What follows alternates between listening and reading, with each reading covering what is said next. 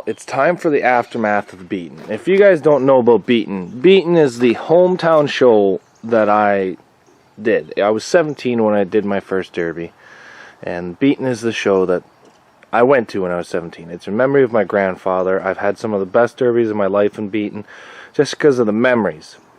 So what I do is I buy a lot of cars over the year, and if they're okay for demolition derbies, I give them to local drivers. And then they derby them and I get them back. And it seems to be working out pretty good, because this Ford Focus 5-speed manual I actually bought in 2021 and gave to a guy who was going to run it in Beeton.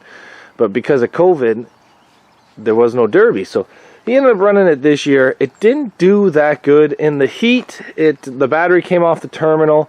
And then in the feature, I think he broke a tie rod and an axle and maybe a motor mount, but I'm not too upset about that. It's gonna go to scrap. It sat for so long, it just got so rusty, guys. Like, the whole car is just ripping apart because of how rusty it is. So this is the first one that's gonna go to scrap. It's like a 2005 Ford Focus. Broken tie rod, broken motor mount, broken axle. The second car that we got back is actually a car that you guys might remember from Dundalk and Orangeville. This here is my Toyota Camry, and my cousin came to me in Dundalk and said that he's never derbied before and he's always wanted to do it. So I told him to take the car. So he took this Toyota Camry into the ring for his first time, and he had a lot of fun. As you guys can tell, it went up like a wall, but he couldn't make it into the feature because of the gas tank. It's kind of against the sheet metal. I don't think she's going to come out of there, Captain. So what we're probably going to do, there's a derby this Sunday where I can run this car, and it's just pretty much the end of the year show. So I'm just trying to clean up all my junk. You guys know what I mean? So I might try to cut the gas tank out of this car and put a different gas tank here, get rid of this fuel pump, and see if it's the fuel tank that's the issue, if it's something else that's the issue. If I can figure that out, and then maybe the EGR broke right off, so this thing revs a little bit high. But I'd like to take the fuel system out of this week and put a completely different fuel system in it and try running this car again. You guys are going to call me nuts for trying to run this car again, but I'm going to try to run it again. He made a couple hits with the front end. It turned off and shot a little bit of flame, so I'm not sure if that's what's going on, but I have not really liked that fuel system since I put it in this car, so we're going to pull it out. And I'm happy that I found this out, because I was going to run that car in the US. So let's go take a look at another car that ran this weekend that I'm getting back. So the next car you're going to see is this Pontiac G6. It doesn't look like it's been in a derby, and you guys are going to be right about that, and here's the story. I got the car, it ran and it drove, and I ended up giving it to the guy, no problems, and he stripped it all out, ran and drove.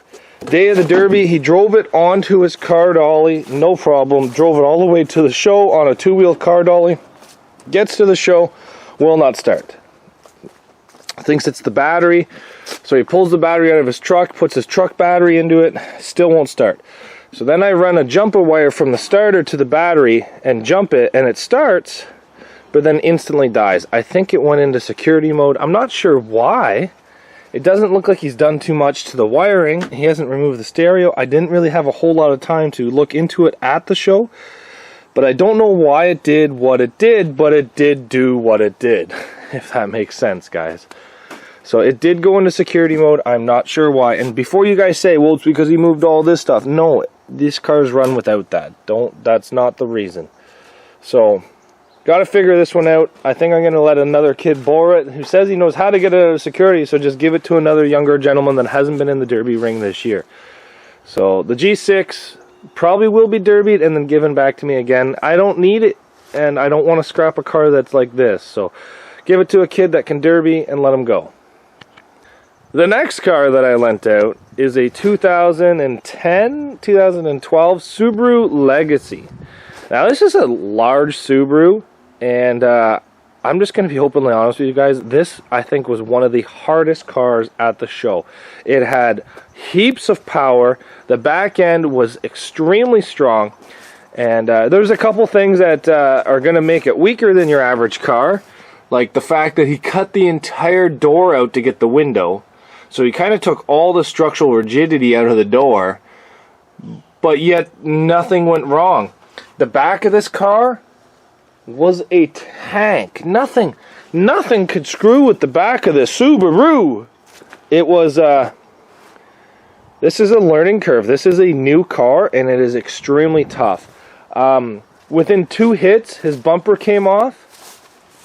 It didn't really come off, it just V'd instantly. So he was hitting with his frame rails the entire heat, and then he did the feature, the consi, and then he did the feature, and like that's just all the damage that was done to the frame rail. The sub is still straight in this. It is a very thick and robust sub. He lost his radiator in the heat, and then he did the consi with no radiator, and you could legitimately see a cloud of blue around him from the amount of engine oil this car was burning while being in the consi. And then he won the consi and went to the finals and just hot lapped it. And he didn't last long in the finals because, you're going to laugh guys, the engine got so hot that it melted the timing belt out of it.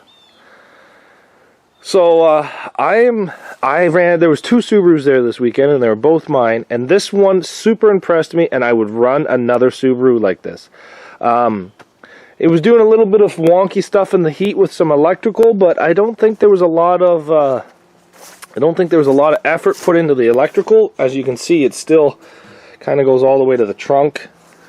He did pull a whole bunch of fuses though, so maybe he did put some effort into the electrical, but we'll have to see. This thing might even fire up. I know, I think he said the timing belt melted, so let's go check out the last car. Now would you look at this hunk of junk. This is a 2008 Subaru Forester.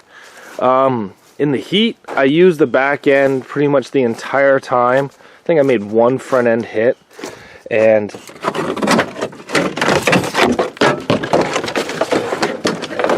you guys see the floor?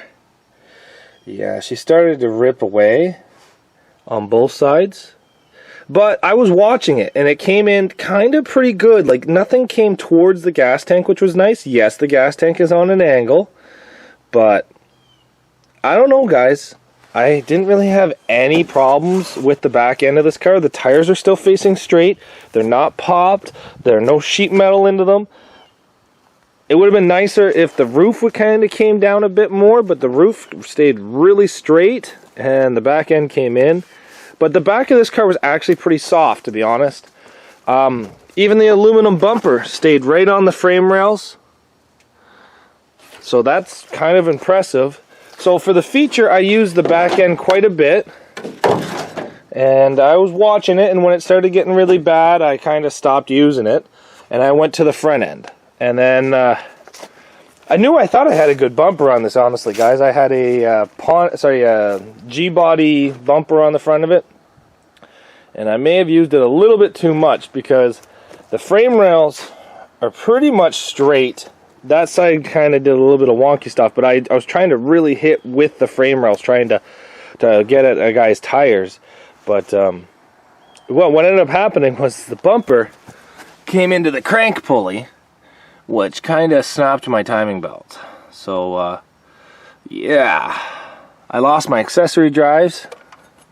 So my power steering and alternator stopped spinning, and then the crank, I think, got pushed into the point where she's not doing so good anymore.